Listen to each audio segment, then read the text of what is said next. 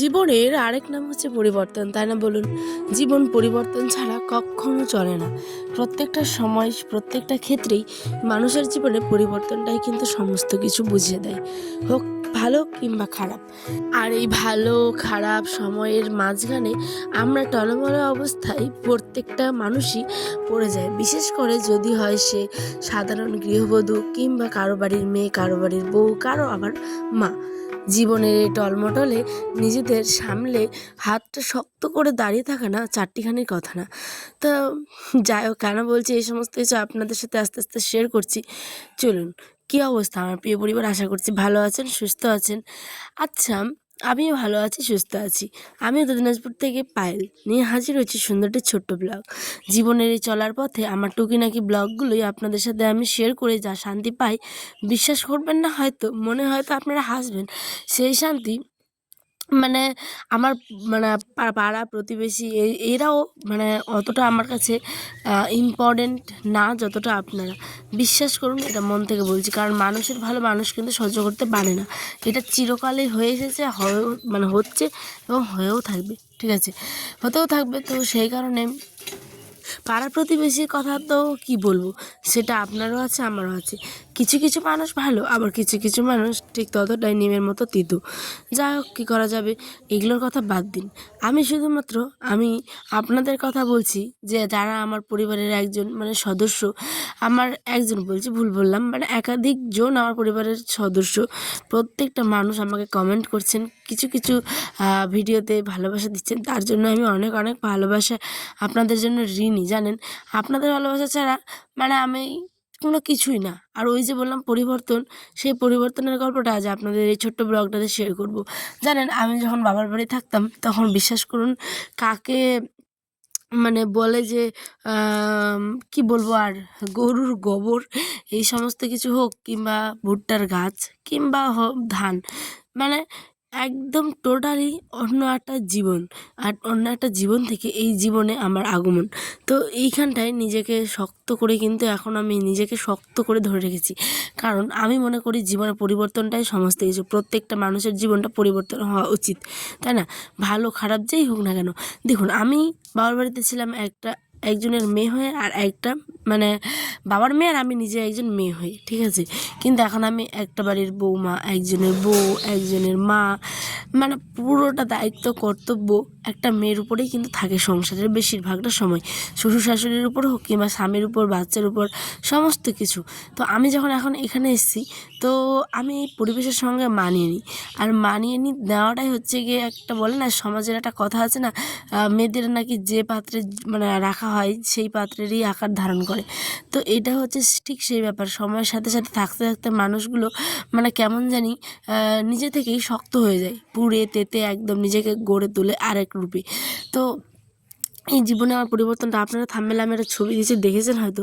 আগে আমি কেমন ছিলাম দেখুন, অথচ সময়ের এই টলমটলে নিজেকে একটু নড়বড়ে করে দিয়েছিলাম মাঝখানে, কারণ আমি তো একটু মা, তাই না?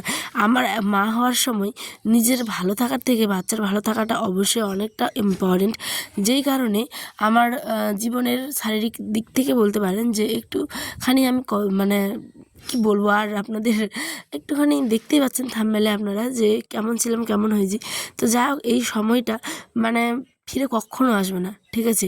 কিন্তু নিজের শরীর স্বাস্থ্য সমস্ত কিছুকেই আবার চেষ্টা করলে পরে, আর উপরওয়ালার ইচ্ছা থাকলে, আর নিজের ধৈর্য শক্তি শক্ত করে ধরে থাকলে অবশ্যই সেই চেহারায় আবার ফিরে যাওয়া যায়। কিন্তু এই ভালোবাসা, এই মাতৃত্বের স্বাদ, রাত জাগা, ঘুম ভাঙা, তারপরে হচ্ছে ঘুম পেলেও না ঘুমানো, দেরি করে চুল আঁচড়ানো, খাওয়া, চুলের 2 দিন ধরে জটনা ছুটানো, ইত্যাদি ইত্যাদি ইত্যাদি, কত বলবো আপনাদের বলুন?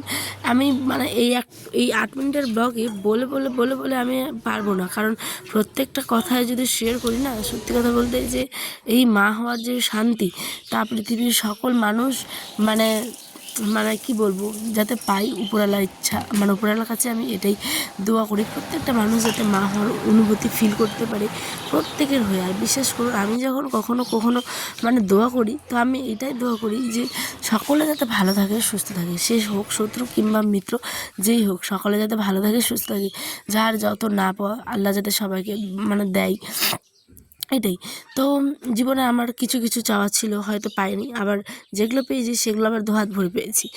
আর এই কিছু, কিছু থাকে যে লোক বলে না যে মানে আমার বাবার বাড়ি থেকে যারা হয়তো ব্লগগুলো দেখে, কন্টিনিউ দেখে, ঠিক আছে?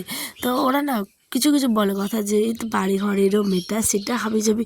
আরে বাবা, আমি বলি যে বাড়িঘরটা সব না, ঠিক আছে? বাড়িঘর চাইলে আমরা ৪-৫ মাসের মধ্যেই করে নিতে পারি। কিন্তু বিশ্বাস করবেন না, মানে মানুষের এমন, এমন কথাবার্তা ভাবারও বাইরে। দেখুন, গোবর নাড়া, উনুন দেওয়া এই সমস্ত কিছু সবাই পারে না, ঠিক আছে? আর আমিও করিনি, কিন্তু করবো না এমনটা নয়। আমি তো ধান কোনোদিন নাড়িনি, আমি তো ভুট্টার গাছ কোনোদিন দেখিনি, কিন্তু দেখছি তো। আর জীবনে কত কিছু যে দেখবো, শিখবো, শেখার তো বয়সই হয় না, তাই না? আর কোনো কাজ, সবথেকে বড় কথা, আমি আপনাদের সাথে শেয়ার করছি বলে বলছি না, আমি মন থেকে বলছি, কোনো কাজই মানে কখনো ছোট হতেই পারে না, ঠিক আছে? বিশেষ করে তো আমার জীবনের এই পরিবর্তনটা, মানে পরিবর্তনটুকু আপনাদের সাথে আমি শেয়ার করলাম। তো কী করা যাবে বলুন তো? তা বলে কি জীবন ব্যর্থ? কখনো না। জীবনটা মানে অনেকটা সুন্দর, অনেকটা মধুর, মানে অনেক কিছু। সত্যি কথা বলতে হতেই পারে শারীরিক দিক মা হওয়াটা জীবনের সবথেকে একটা বড় পাওয়া একটা মেয়ের কাছে, ঠিক আছে?